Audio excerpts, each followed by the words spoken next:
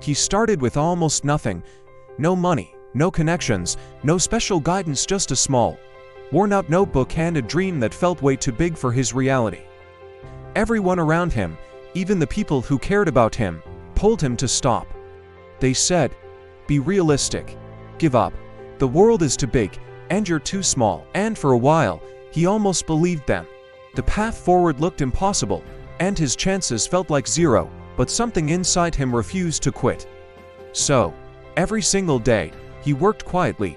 He didn't make a big announcement. He just put his head down and learned a little, tried a little, failed a little, and always got back up. Some days, it felt like he was going nowhere. Progress was so slow it was practically invisible. The voice of doubt in his head screamed louder than any flicker of hope, but still, he kept going. He focused on one skill at a time, one good habit at a time, one small, positive decision at a time. He filled that notebook with ideas, plans, and lessons from his mistakes. Slowly but surely, the days turned into weeks, the weeks into months, and the months into years. That tiny, almost insignificant start began to build steady effort. That effort started to create momentum, and that momentum began to produce real, tangible results.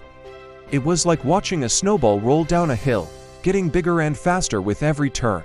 And then, people started to notice, not because he got lucky overnight, not because someone handed him an opportunity. They noticed because his persistence was undeniable. The quiet work he'd been doing for years was finally speaking for itself.